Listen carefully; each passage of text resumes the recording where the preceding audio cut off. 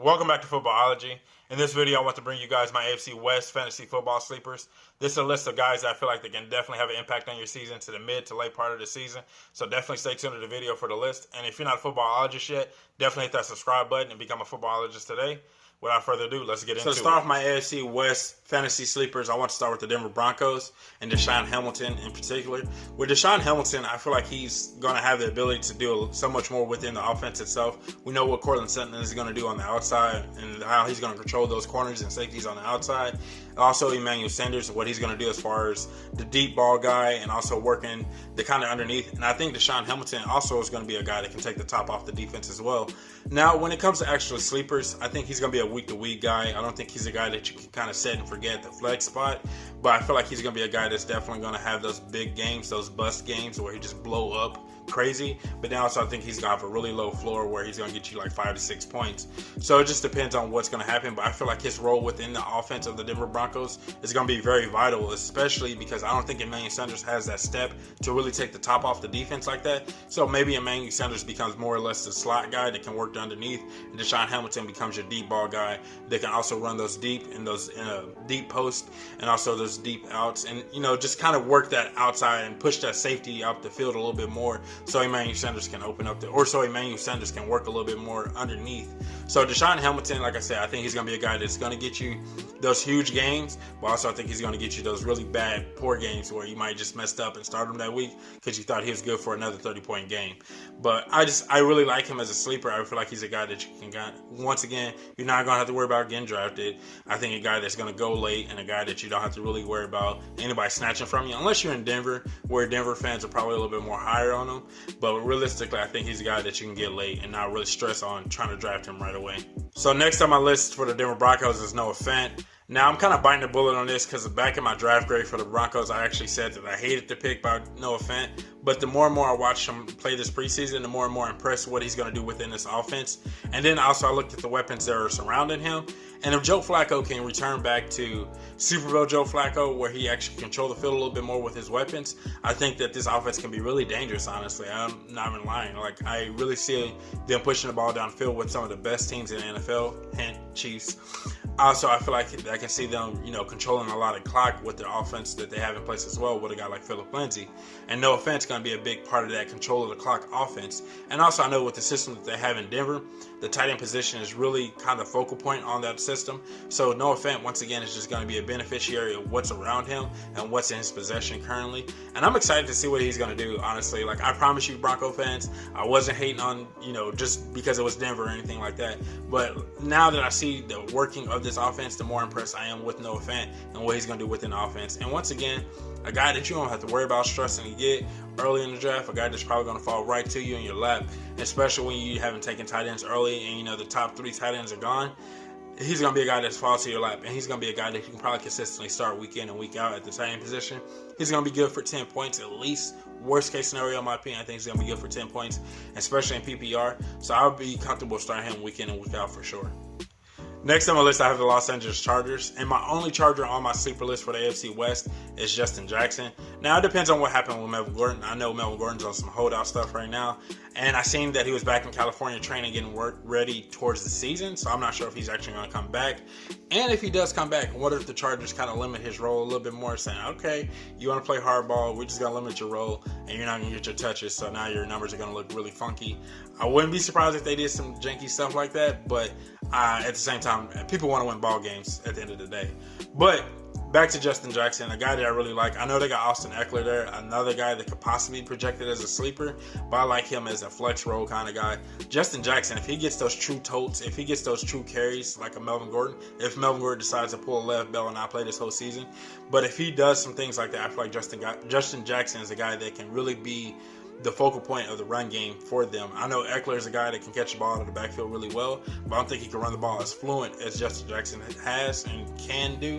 And I've watched him play multiple games, and I'm impressed with his ability to run the ball in between the tackles, really. And so I think that he's going to be their new featured back, if you will, feature back, and I think that he can do some of those things that Melvin Gordon does, and probably do them at a little bit more higher athleticism. Like, I love Melvin Gordon, don't get me wrong, but I feel like Justin Jackson is going to be a guy that you're really going to keep your eye on as far as moving forward in the season, and especially if Melvin Gordon decides to hold out for the longer than, the 10 weeks that he's supposed to. Even then, Justin Jackson at that point is probably going to be established as the number one running back on the roster, so I wouldn't worry about it then either. Now I have the Kansas City Chiefs. Now, when it comes to the Chiefs, everybody wants to slice of that offense, 100% slice of that offense. You want the tight end, you want the receivers, you definitely want the quarterback.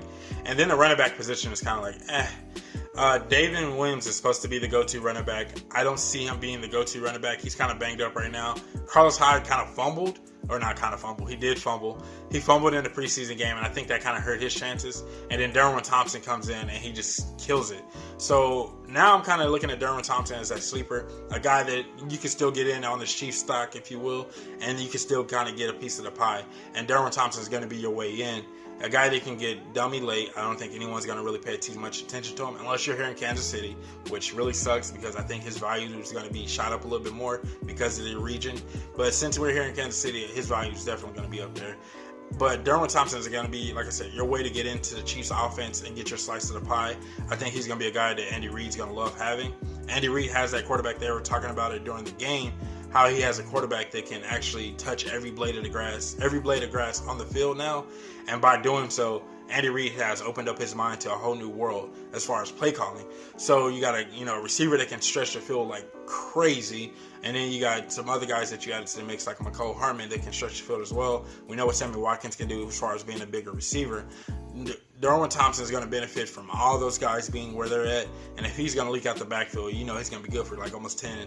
It's going to be one of those games where you get like 8 to 10 catches out of the backfield, and then by that time backers and everyone's going to be pushed down the field, he's going to end up saucing somebody up and get hit it for 30 yards.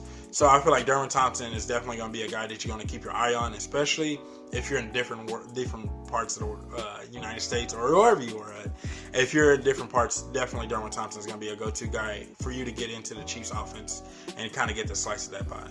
Also for the Kansas City Chiefs, I have Blake Bell. Now this is a long shot. Like, I just kind of want to throw him out there. But realistically, Blake Bell is going to be another way for you to get in on the Chiefs offense. Demetrius Harris is gone. He's in Cleveland now. And Demetrius Harris had a couple of catches last year and a couple of touchdowns last year. So if you can kind of hit and miss those games or hit those games where he's going to get those 10 to 15 points, you're kind of better off and in good shape.